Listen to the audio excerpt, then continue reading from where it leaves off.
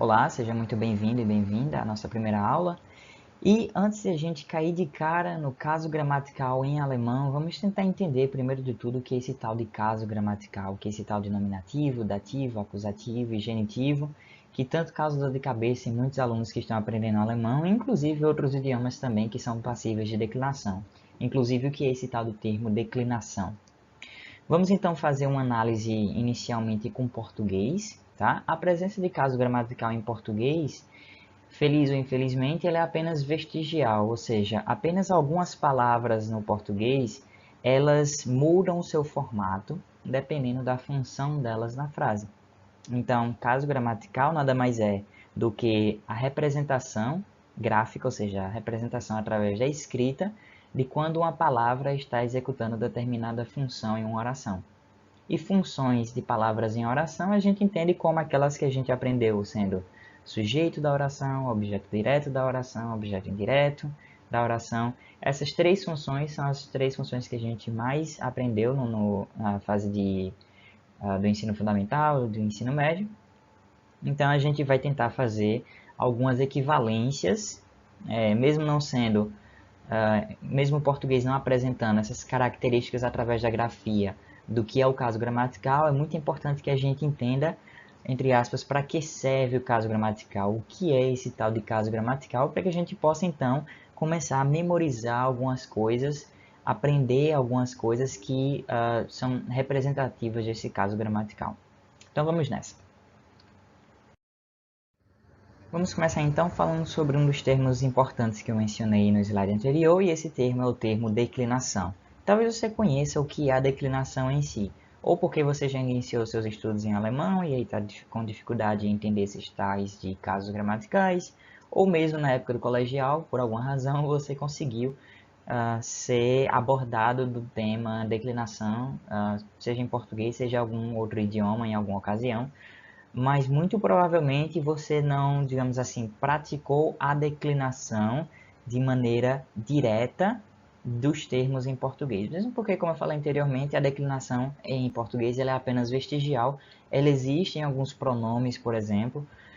Então, muitas vezes se evita falar sobre declinação justamente para desviar do ônus que é falar sobre o que é a declinação e em quais idiomas a declinação ela é presente.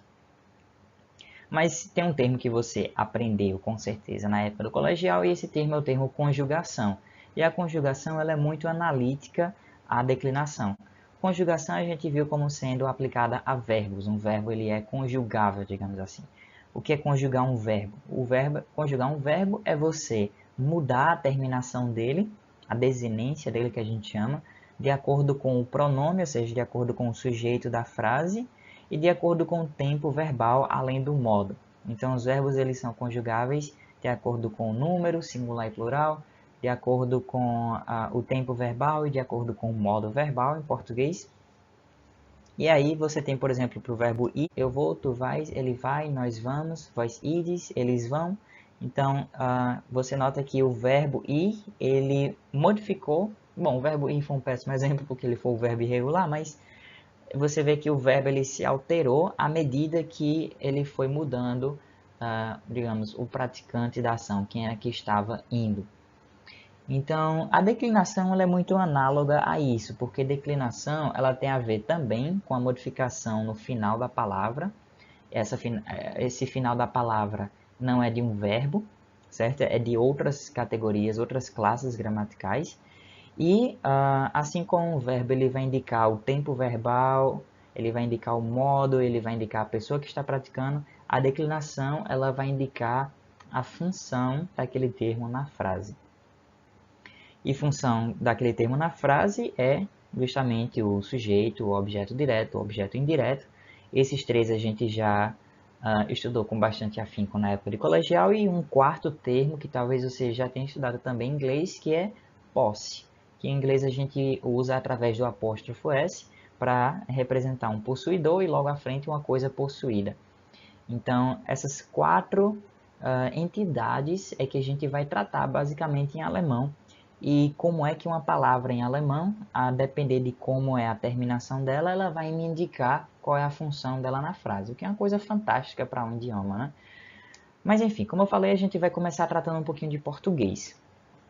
Casos gramaticais em português. Vamos pegar uma frase como exemplo. O pai enviou uma carta à filha. O pai, nessa frase, é o quê? Qual é a... Em português a gente chama que o pai ele é o praticante da ação de enviar, né? E praticante da ação de enviar a gente chama de sujeito. Enviou, então, é o nosso verbo, inclusive é um verbo transitivo direto, ou seja, ele exige um complemento direto. Na verdade, enviar é um verbo bitransitivo, né? Porque quem envia algo, objeto direto, a alguém, objeto indireto. Então, nesse caso, enviou é o nosso verbo, conjugado no passado, no pretérito perfeito, e uma carta é o nosso objeto direto, que é o que enviou. Ou seja, a carta recebeu a ação de enviar diretamente. Talvez para algumas pessoas é difícil pensar na ação de receber diretamente, quando é uma ação assim, digamos, abstrata, né? Como enviar. Diferente, por exemplo, de bater. Imagina bater a bola com um taco. Então a bola recebeu a ação de ser batida. E essa ação de bater ela é mais, digamos assim, ela é mais clara, ela é menos abstrata do que é a ação de enviar. Então, quando você bate, quando bateu a bola com o taco, a bola recebeu a ação diretamente de ser batida. E o taco foi o instrumento com que você bateu. Então, o pai enviou uma carta. Uma carta, analogamente à bola, recebeu a ação direta de enviar.